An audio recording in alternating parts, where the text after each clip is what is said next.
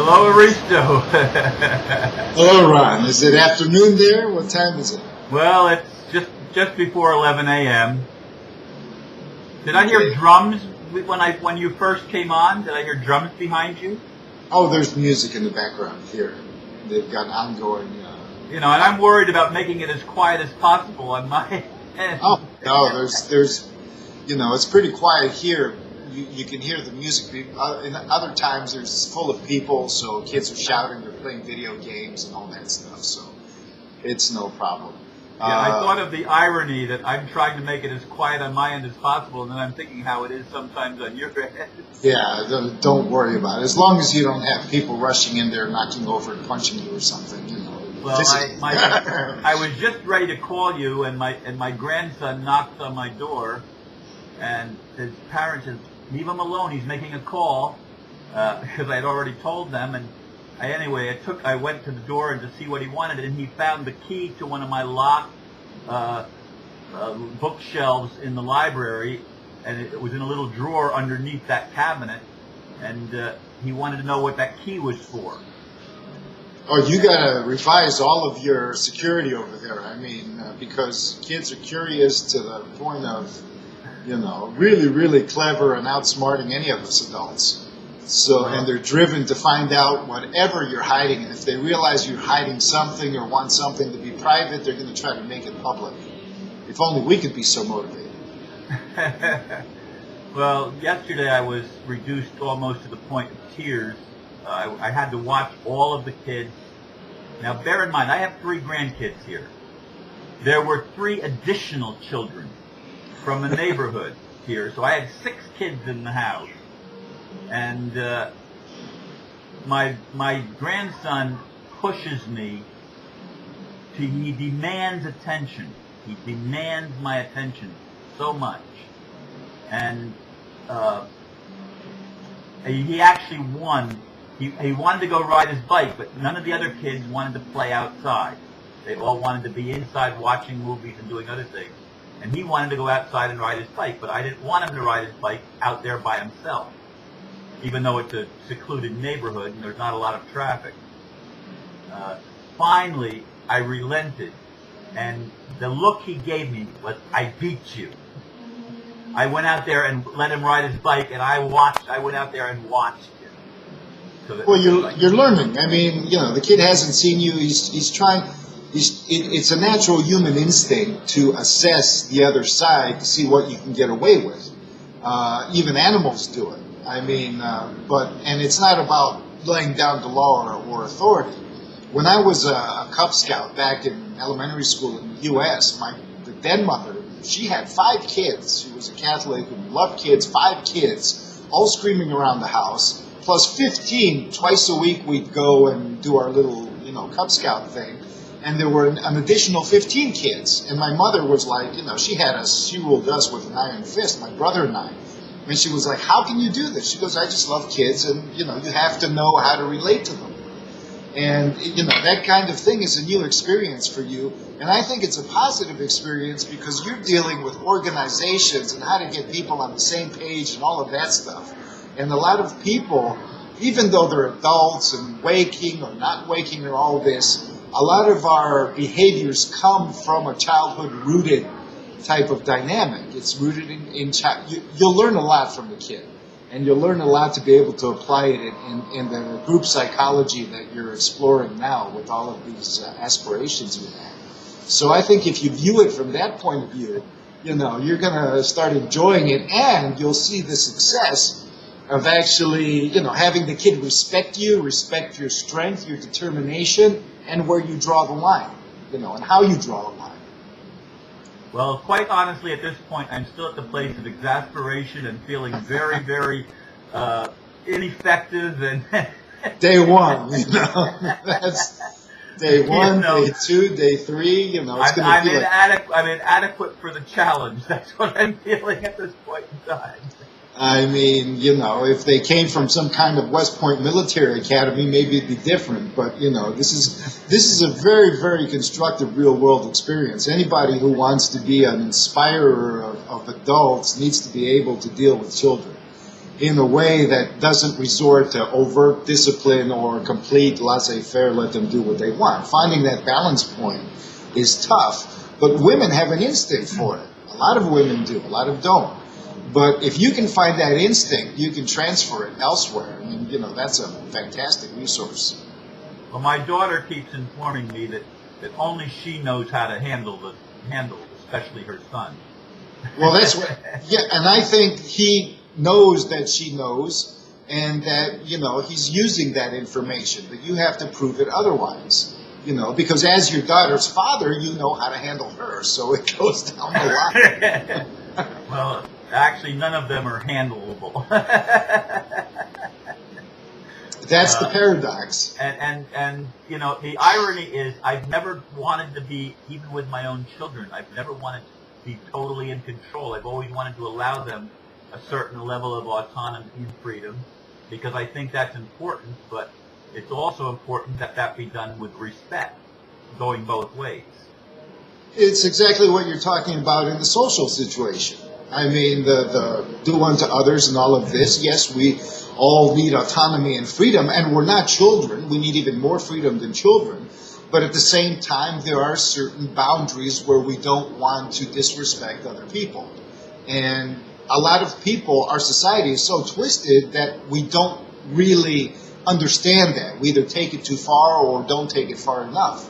So a child comes from the position of being warped a little bit by society, and at the same time testing the boundaries. And anybody in groups of people that you join will also test your boundaries. All of this not being on the same page, in my opinion, a lot of it is not because people are really not on the same page, but we're all pushing each other's boundaries to see, you know, how far we can expand our own freedom within a relationship, be it idealized or intimate or whatever. It happens in all levels.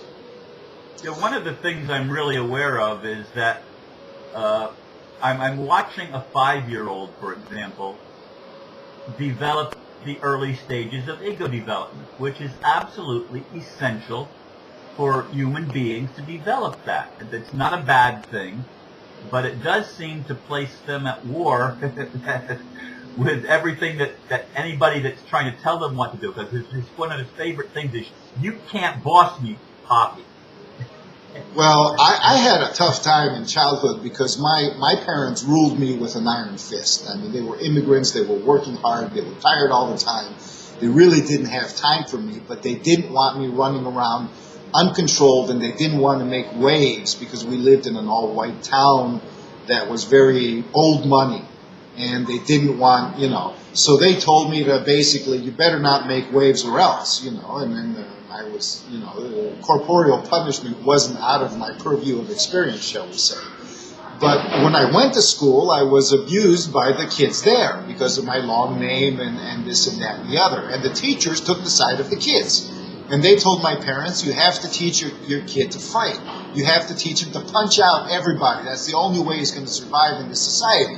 To be mean and lean, to listen to the teachers but punch out the fellow students, but in such a way that he doesn't disrupt the whole. And I was completely confused because my parents said, well, you're a wimp, but if you fight, we're going to beat you up on top of that. So later, as I grew up, I figured, you know, well, you know, how does everybody else do it? And my father was basically, as I grew up, was saying, yeah, well, you have to take it. You have to go and beat up other people when you have to, and then you have to take it from your parents, get beaten up by them, and then you have to stand up and be strong.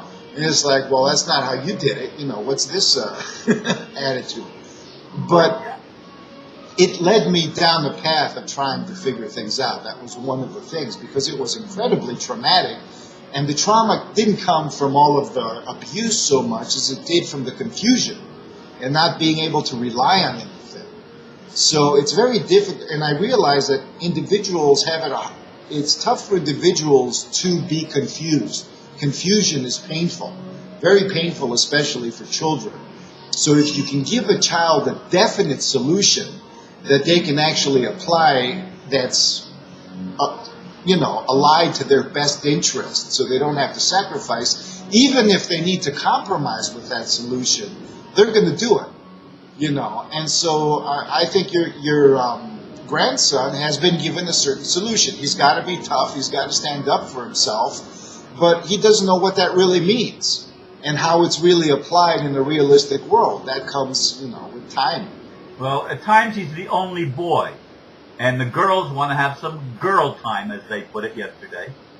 And there were 3 girls here and my grandson, and he was being excluded. And I said to the girls, how would you feel if there were 3 boys and each of you was the only girl and they were trying to exclude you? That's what you're doing to him. He wants to be part of whatever you're doing, and you're not letting him be part of it. Yeah, and they're going to say tough shit. Because on the one hand, you're going to keep the girls from expressing their girly behavior, which is gender-oriented, and that's the way it probably should be at this level. And on the other hand, they might influence the boy in a way that would confuse him more, because that kind of behavior in relation to other boys might create a kind of conflict of, understandings. Because the ego development is very important. And gender development is part of ego development. I'm not saying, right and wrong in this way, but the fact is that every gender, whatever their ultimate orientation in the end, has a certain specialization toward their own interests. So there is also the fact that, look, and I had a hard time doing this. I mean, what's girl talk in the first place? I had no clue. What's this? Is this some kind of secret society thing? And it bothered me because I became paranoid. And, what if they're talking against me? And they probably were. But it's like, yes, just because somebody wants privacy, and all of us want privacy, because society is telling us, well, if you want privacy, that means you're a terrorist. You have something to hide. It's like, no, I have something to cultivate. I have a plant. The plant needs care and privacy. Something within me is like a plant that needs to have its own controlled environment.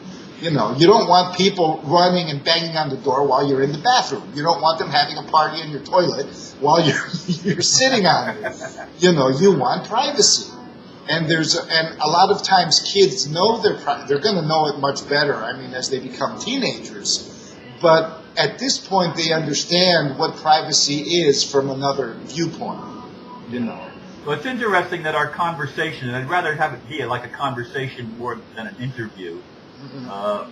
But anyway, I got a couple of flashbacks to my own childhood when you were talking about having to fight.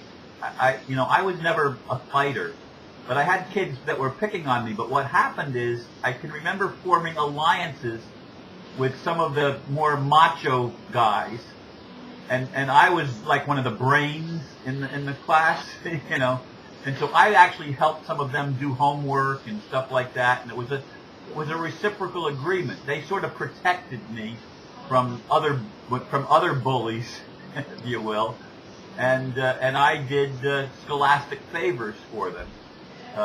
And then the other thing was, I can remember I grew up in a neighborhood that was more boys than girls, and we had some clubhouses that was no girls allowed. I can remember the signs we put up, no girls allowed. And so we did tend to segregate on gender grounds when I was growing up too.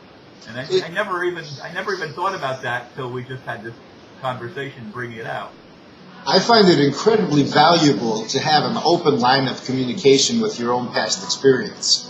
To be able to say, okay, this experience is going on right now. Does it relate to anything that I've experienced in the past? That's how the golden rule operates. You know where you were in the other person's shoes or close to it at some point. How did that feel? And sometimes that's incredibly uncomfortable. Because you find yourself at the other side of the coin, in the current event, and then you remember how it was like to be in the shoes of the other person, and you're like, now what? And the other person may not do that. So they may stick to their guns, but you're almost losing your fighting power or your determination because of this balancing, juggling both ends to find the place of justice or balanced experience. But in my case, in my past, my parents were immigrants, and my father always wanted to return to Greece, and so I would stay in a school for 3 or 4 years, or 1 year or 2 years, and then jump to another school in a different country, and then back again. So there was really no time to form alliances And in elementary school, but the situation for me was a deep sense that if I got angry, I didn't get into fights, I got beat up. And I didn't even get beat up. I just, avoided as much as I could. But I was harassed. And the thing was psychological.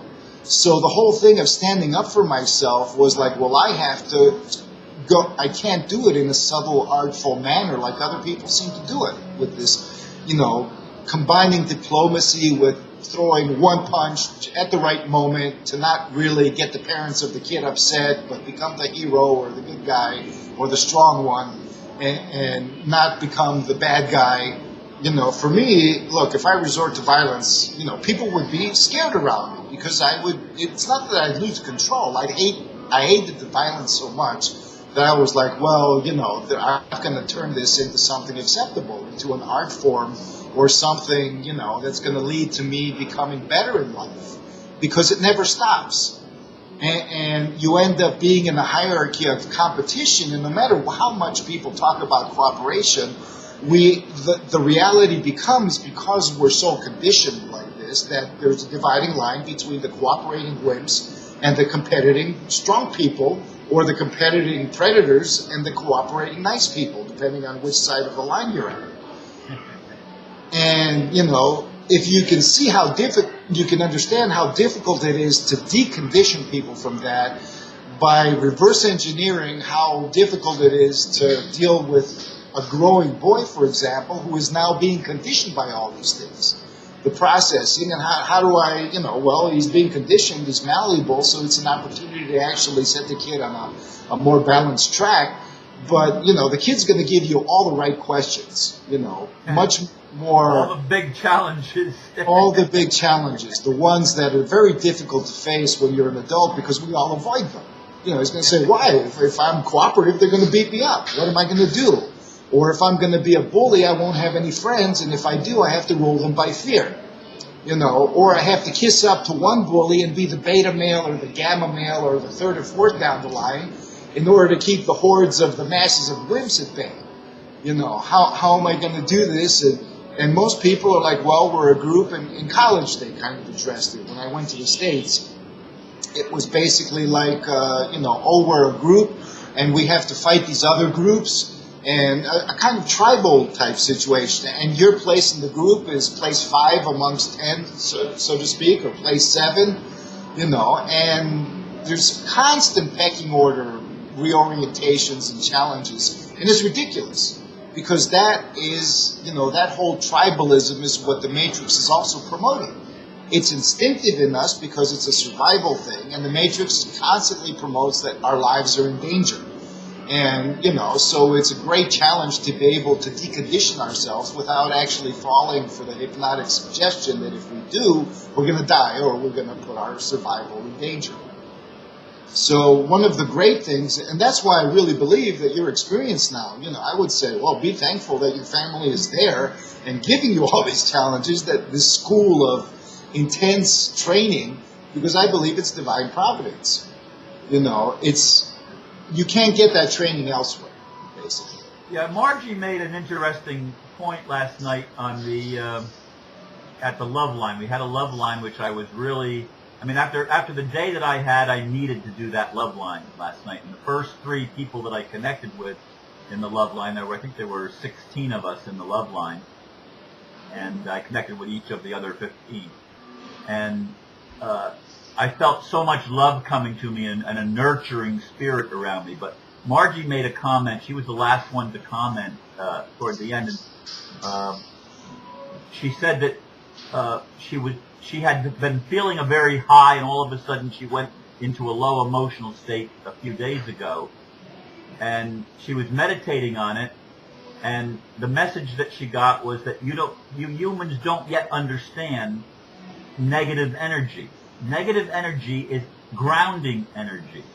It's energy that you need to come back to Earth. You can't always be flying up in the celestial realm. You have to ground that for your cultural and sanity reasons. You have to ground that higher energy with the lower energy, and it's simply a balancing thing. It's not, you make it bad, but it's not bad. It brings you back to Earth. And you need to be on Earth. Exactly. And the problem we have is the bump of the fall when you ground. You know, even if you jump with a parachute, I mean, if you fall from a plane, you hit the ground, you die, you splat. But if you jump with a parachute, you're falling, you know, you're in free fall in the beginning and it freaks you out, but then it becomes exhilarating. And then the parachute opens and you're fine and you're worried if the parachute's going to hold. But you still need to know how to fall, because when the person with the parachute hits the ground, you can break your leg if you're not careful. So you still need to roll with the punches, so to speak. And that grounding experience, the closer you get as the ground comes, that's frightening. You know, and we can interpret this in terms of how we feel the grounding energy. Because before heaven moves into earth, we're going to contact the earth. And the earth we contact is the earth that's starving for heaven. So it's not going to be a pleasant experience. Our job is to plug in and then feed the earth with our heavenly experience instead of flying off into that heavenly experience. But before we do, the moment of plug-in is actually a creative moment and is meant to be a kind of almost like a spiritual, erotic type of experience, a sensual. If you really, really open, you feel the worth of it and how beautiful it is. But at this point, we're stuck on the conditionings, first of all, on how we interpret it, because ground equals survival. And survival brings all the possibilities of not surviving or suffering, as opposed to living comfortable and all of that. But it's the fact that we haven't learned to cushion our grounding, to be able to roll as we fall, or to be able to bend our knees and have our backs properly as we land. We're constantly moving. I mean, in your experience, your videos alternate between a certain high. You experience these highs and inspirational moments and all of this, and then pow, you're down in the dirt again in a seemingly low, depressed or whatever, or upset or turbulent state. And it's like, yes, you're moving toward this realm of let's call it spiritual opening, and you scoop up nourishment and you go into the ground, and you're actually conveying that opening into the grounded experience. Your expression is resonating that, but at this point it's still dominated by the shock of contact. Because of the gravity, we're flying. All of your dreams are flying. These represent going into and scooping this nourishing experience. It fills you, and then you say, well, I've been at peace, and okay, peace is fine, but no, of course it's not satisfactory. Our jobs as humans is to go like the angels of Jacob's ladder. We go down and up and down and up. And we're constantly increasing connections as we do. And as we do, we learn and understand more. And at this point, the issue for many of us, for me included, is how to cushion the contact with the regrounding. How to be able to establish, because once you recognize it, oh, I'm now grounded. That was fantastic what Margie said. It's like you don't understand it, but then again, when somebody channels, there's so many nuances, and you always say, well, explain it a little more. Get a little deeper into it, And so what I get from her experience is a connection that's telling me that, and synchronistically from this experience I've been having over the last several weeks and stuff in this current phase, of that it's going to be a bumpy grounding. It always is. Collectively, we're experiencing a very, very bumpy grounding, but we're not crashing. Even an airplane, you've seen all those. There's no runway. We're gonna try to create a rough landing, not a crash. We're not gonna explode the plane or whatever, but it may look like it. You're coming down. The pilot's freaked out, and nothing is for certain. And yet the experience of all of them, and everything states, okay, we've navigated into. We're not going to hit the side of a mountain. We know that. We're not going to, go through a field that's going to destroy the plane completely, but we're not sure. So at the same time, the human frame, collectively and individually, is morphic. It means it alters its condition as it goes along. We learn from experience. It's like the plane being fluid and creating new balloons underneath it, or new types of shapes that can accommodate the rough landing. So it's still going to be a rough landing because we can't negate the experience that earth without heaven is hell. Or purgatory at best. So in the transition, the bridge between heaven and hell is purgatory. But purgatory doesn't have to be unpleasant. It can also be, once you master it, in hell you have the demons torturing the victims, so to speak. In heaven you have everybody's free and whatever. But in purgatory, it's the former demon or the former sinner or whatever is learning to become an angel without sacrificing their humanity. They're purging themselves, which means they're not burning out everything, but they're transforming, they're cooking. It's what alchemy is, There's a reaction taking place in purgatory, but within the earthly purgatory, we have access to both heaven and hell. And we're meant to bring those two together, and the combined reaction is going to be purgatory. So the more we learn, the more we get to orchestrate and control, if you will, the experience of purgation. And it's easy to say in theory, maybe, but the difficult thing is when the tough times come to remember this and feel into it, as we would, remember Margie's words, for example, and feel into it. And at that point, Spirit, we may find that Spirit is closest to us, actually ready to give us advice or inspiration about the current experience. Because the first thing Spirit wants to do as it grounds into Earth is to maximize the efficiency of the grounding itself, so more Spirit can come in. So there are certain priorities that spirits have that might seem in contradiction or in paradoxical relationship to the priorities of our own conditioned egos. And so it's not like we give up our conditioned egos, but when the ego comes into knowledge and in understanding, it can come into wisdom because it says, oh, I don't have to sacrifice my true motives. There's just a better way of doing it. Which I didn't believe before because I'd been taught this other way that, my survival was at stake. If I didn't do it, I was threatened. So Yeah, we're at an interesting time right now in our human development too. Not just in my personal life, but I see it all over the globe. I just read most of David Wilcock's latest article here before I contacted you.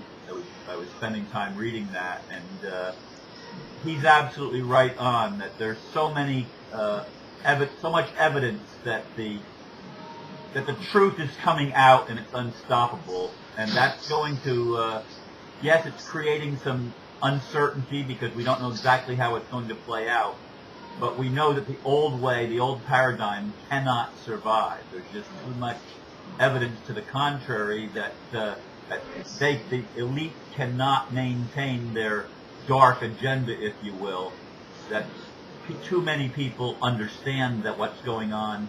And it's a beautiful thing, I think. It really is a beautiful thing. And he titled that the dark is before the darkest hour, or the dark before the dawn.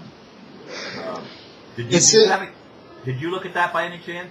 I didn't get to say. I was looking at other things that you might find of interest. I feel that we can benefit from the way shamans address things. And they usually, and we ridicule this in a normal society, looking at the signs and the portents, being able to observe synchronistic events in your environment that are serendipitous but seemingly unrelated, and discover a greater pattern of what's going on, even if the matrix says that it's random or that's stupid if you're gonna, but if you feel through it, your feelings, and spirit speaks through feelings. It doesn't really tell you in words normally. You interpret feelings and those are the words. Right. But you can basically, what he says is relevant if you can look at, for example, political events and what the psychopaths on the one end are doing and then what's going on in these seemingly unrelated zones. For example, the hurricane in the Philippines. I've noticed that before the psychopaths threaten or try to push something happens that involves the death or suffering of a large group of people. And so this is related to their harvesting effect of being able to channel this suffering. Why are we afraid of them? What are they vibrating toward us that makes us afraid of them? We rationalize it, but it has to do with the death cries of all these people. They may not have caused the hurricane, but they could have easily, guided it to where they wanted it to go. All they had to do in hurricane season is to wait for the right moment. So then what happens in my own senses is I can feel I've gotten pretty sensitive during full moons and other periods to feel if certain rituals are going on or if somebody's trying to do some kind of harvesting like this. And it's constantly going on in fluctuations. But at the same time, there's a counter force that's dealing with it. And that's why we may feel like nothing's going on, because you have a constant, back and forth between these. And this is where transformation is occurring. Right now, there's a mass digestion of death energy, death presence, people who are souls who would have otherwise gone to hell because they would have been harvested by these crazies and their whatever interdimensional connections, are redeemed and saved to a certain degree, to a growing degree, and by transformations going on. And so increasingly the psychopaths find that they're, then once they do this, then they go to their computers and their psychics and their timeline prediction things and say, okay, mirror, mirror on the wall, now what? And it says, well, you don't have enough death credits to be able to push your agenda. You're going to have to compromise or do something else. We need 12 ounces of fear and 3 ounces of rage and 4 pounds of death. And you don't have enough fear or rage. So, death can be converted into fear, but you need a lot more fear than you do actual physical death and suffering. There's an interrelationship between all these, and these characters have a full, they've turned it into an art form of perverted anti-alchemy, you might say, or augmented manifesting ability. Since they cannot manifest on their own, they have to augment it as parasites. I think that they do have a sense that the boomerang is coming back on them. Exactly. I really feel that that's what's happening in these so-called higher echelons of control. That they see the handwriting on the wall, the many, like the Nebuchadnezzar handwriting on the wall, and they sense that the boomerang is coming back. I mean, I have the feeling in my quiet times that's what's going on there, because I try to connect there. And they're they're masters of denying that. So they're saying, okay, it's coming back, but to them it's a science. It's like a force in physics. So they're trying to find ways to ballistically divert the boomerang even as it's coming. And when it's way far off like a meteor, they still think they can send some kind of nuclear warhead to blow it out or move it further, or at least divert it or alter their plans. They're not going to give up. That's ingrained in their very being until we access that part of the shadow. And for us, it's hell. And everything in our being is usually against that instinctively. And so it's a process of being able to move in that direction. But there's another point in the news I saw then, and some other things. First, on the local news, for example, there was a political party here that's very revolutionary. That's not political, but it's an organization. And all of their information has been wiped from the internet. Their site, basically, and everything, and all their articles. And I figured, well, at first I was like shocked, and I felt a wave of disappointment, fear, and all of that. But then I said, look, nobody kicks a dead dog. I mean, if they're not a threat, they're not going to be shut down like this. And if they're actually, which means that the establishment is recognizing them as a threat. And if it does that, that means that they can make a comeback in some way. So, it's just a matter of them realizing that, of people being able to understand that to every strategy there's a counter-strategy insofar as how these psychopaths think. But the clincher is that today I woke up and I heard on the news that 2 hours drive as the crow flies, 2 big meteorites hit the ocean off the coast of Greece. And so I looked it up and I found out that the whole world has had a mass of meteorite strikes.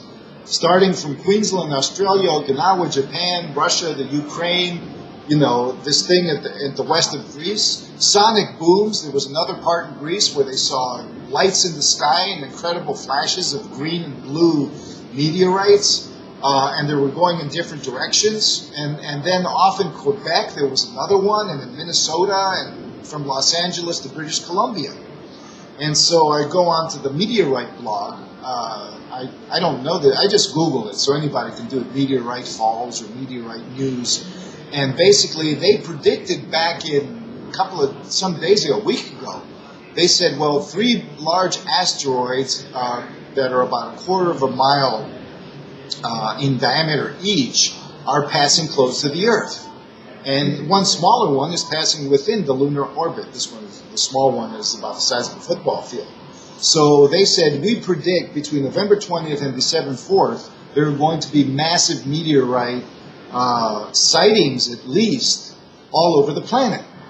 And November 27th, the day after, or the day before the American Thanksgiving Eve, you have this massive swath from one end of the Earth to the other of meteorites falling. And the point is that if you understand this as a physicist in the sense of electromagnetic theory and all of that, meteorites, asteroids are charged.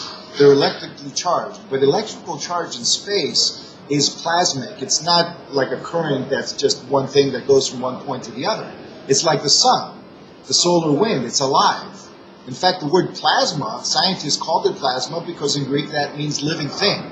And because they were amazed at how it behaves.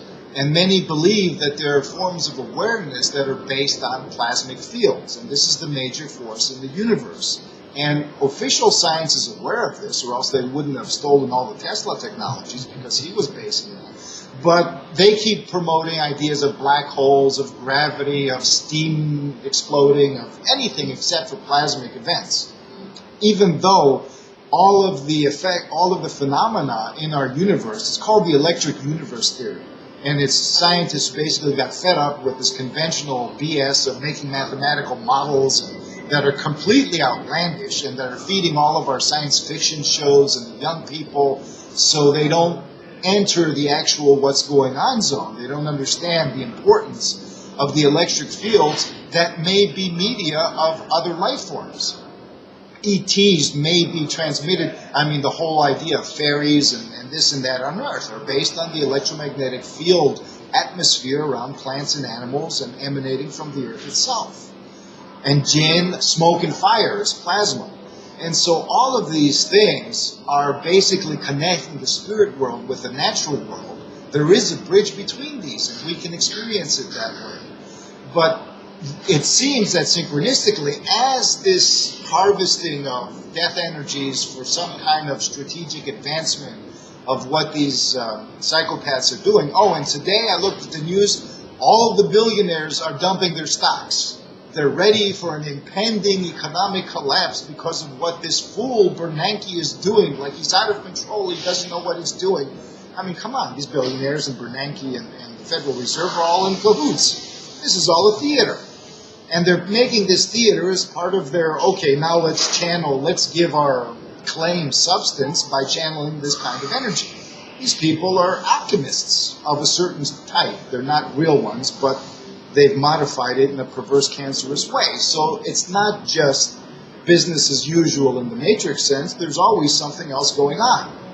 So you look at the cosmos in parallel, oh, now this other, synchronistically, a vibration coming from these 3 asteroids or 4 asteroids is actually being offered to the planet from the cosmos that has who knows what, and is connected to who knows what, and is going down in certain parts of the Earth that are all energy spots. And this is altering the vibration of the planet, and we may not feel it today, or, if you're sensitive and you look at a meteor, you're going to feel the vibration. The field booms out, just like you can feel thunderstorms, or smell the ozone, or feel the tingle in your hair raising. But the vibration in increasing, if you become even more sensitive, it's like music. The music of the spheres. I mean, you can feel textures of it. But only later, you interpret it. It takes time to actually, channel. You channel something that creates a certain subconscious feeling, and you bring it to consciousness and translate it into words. And in the same way, we can learn to channel the events of our environment, everything, to be able to perceive things. And the shamans say, well, there's really nothing special to it. Just start with synchronistic patterns. And I've known a lot of people online and off who became paranoid. Oh, there's a sign here and there's a sign there.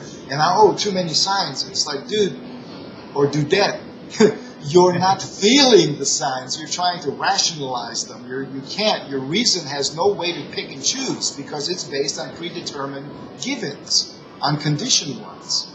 So if you learn to feel, then you can discern which signs are right, take each case on its own merit, And you become far more secure in your grounding of heaven and earth then, because you feel more. It's not faith, it's expanded perception. This was just an example, but know that with all the stuff that's going on, and even reflected in the seeming turmoil of your own life that I see as a great opportunity, there's massive resonance, and you've called for it. You say, where is this vibration? And you might say, well, that's just a couple of rocks in the sky that a couple of pieces have fallen down. But I believe that, well, yes, these things are always clothed in the ordinary. They have to be, because they could easily be twisted into something, that would create an adverse effect.